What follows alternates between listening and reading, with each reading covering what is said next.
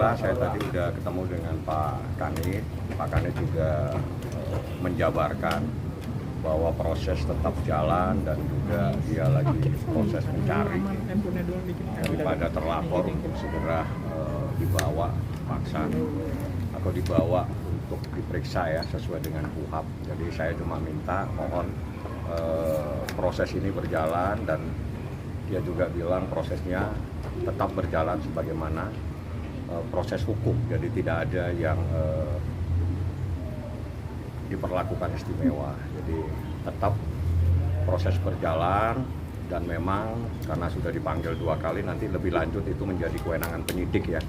Saya tidak akan menanyakan tentang teknis dan sebagainya. Yang jelas kami sebagai kuasa hukum pencari keadilan mohon untuk dapat diberikan keadilan kepada pelapor dan korban. Itu yang saya harapkan dan alhamdulillah mendapatkan tanggapan yang luar biasa oleh Pak Kanit bahwa itu tetap akan diproses sebagaimana proses hukum yang berjalan seperti itu. Kapan memulai bakal di? Ya itu tanya penyidik karena bukan saya yang melakukan pemanggilan dan sebagainya. Cuma saya bilang sampai di mana prosesnya, proses karena memang dipanggil 2 kali tidak hadir. Langkah selanjutnya adalah memanggil dengan upaya paksa atau dalam menurut KUHAP itu dibawa ke Polres untuk dimintain keterangan sebagai saksi. Seperti itu prosesnya. Bang, terkait Nindi yang katanya keluar dijagain oleh beberapa. Saya tidak bisa masuk hal-hal yang saya tidak tahu. Saya coba ditanyakan sama yang bersangkutan ada apa. Yang jelas kami tidak bisa menjawab pertanyaan yang nggak ada kaitannya dengan proses hukum yang saat ini. Yang jelas saya tadi sudah ketemu, alhamdulillah Pak Kanit juga menjelaskan bahwa ya dia lagi proses untuk membawa dan itu teknis ya. Saya tidak akan menanyakan teknis bagaimana penyidik untuk membawa seseorang. Itu saya tidak bisa masuk ke sana karena itu adalah kewenangan penuh dari kepolisian. Teknisnya kapan dan sebagainya kami tidak akan bertanya dan tidak boleh bertanya karena itu menjadi rahasia mereka, rahasia penyidik semua. Bang, sejauh ini pihak Nindi sudah ada komunikasi kan dari laporan tahun lalu sampai sekarang gitu ke pihak abang gitu? Laporan maksudnya kan pernah didatengin disuruh mencabut laporan tapi Rini tidak mau mencabut karena suami saya tidak akan pernah berubah. Suami saya sudah beda, suami saya dalam bahasanya dia waktu disampaikan itu dalam keadaan sudah error.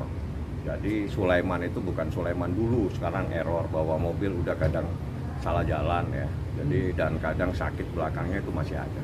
Berarti masih maksudnya dampak dari kasus dugaan penyekapan ini traumanya masih besar Bang? Masih sampai sekarang dia kalau bawa mobil kadang masih ketakutan lihat belakang. Maksudnya dia suka bilang masih suka kepikiran kasus kejadian itu kah? Masih. Kepikiran Indinya kan seperti apa? Masih Ada dan videonya ada sama saya dia menyampaikan sesuatu tadi. Boleh Bang. Jadi artinya ketakutannya sangat amat besar ya Bang? Sangat besar ketakutan. Nama saya Sulaiman. Bang, naikkan Bang, apa sih Bang? Saya ingin menyampaikan Apa sedikit Bang? Bang, naikkan ada sedikit Bang. Bisa dikit Bang, Bang. saya pernah klarifikasi soal penyekapan terhadap diri saya dan saya bilang tidak ada penyekapan atau perampasan ke mereka terhadap diri saya karena saya di bawah tekanan dan yang benar adalah memang benar saya disekap selama 30 hari tidak boleh ketemu istri dan anak-anak saya. Dengan ini saya meminta kepada Bapak Kapolri untuk memberikan saya perlindungan hukum. Sampai saat ini saya masih trauma dan ketakutan karena di samping penyekapan itu saya dapat pemukulan, ditendang dan kepala saya ditutup dengan kain hitam. Terima kasih. Jadi yang bersangkutan ya. Jadi kalau dibilang bahwa tidak ada penuntutan, keluarga, istri, Sulaiman semua minta proses ini tetap diproses dan ditindaklanjuti dan saya serahkan sepenuhnya kepada penyidik. Saya pikir itu yang terpenting, kami percayakan sepenuhnya kepada penyidik Polres Metro Jakarta Selatan. Bang, selama setahun ini Sulaiman sempat menerima teror nggak sih Bang dari diduga pihak Nindi ya atau Saya sepertinya, tapi saya tidak pernah bertanya. Yang jelas saya pernah hari Jumat, saya tanggalnya lupa, saya menemuin Pak RT.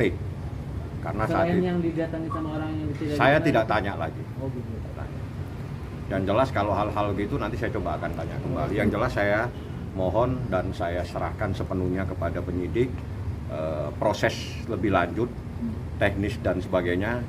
Kami sebagai pengacara tidak bisa masuk untuk mencampuri proses teknis-teknis untuk memeriksa dan sebagainya. Bang, ada pendampingan secara psikologis terhadap korban karena kan indikasinya kan trauma ya Bang ya, untuk kemana-mana pun Ya ketakutan. sebetulnya itu perlu dilakukan nanti lebih lanjut. Yang jelas sekarang dia bekerja itu kadang sudah nggak bisa bawa mobil, ya karena kadang kalau harus ke kota A malah ke kota B, dan itu disampaikan oleh istrinya, bahkan juga lupa sama anaknya kadang, karena yang dampak pemukulannya di belakang, dipukul di belakangnya, dan itu ada saksinya. Siapa yang memukul ada saksinya. Masih ini intens untuk berobat Bang? Oh, saya nggak nanya kalau berobat. Yang jelas visumnya itu ada 2 visum dan semua ada di penyidik.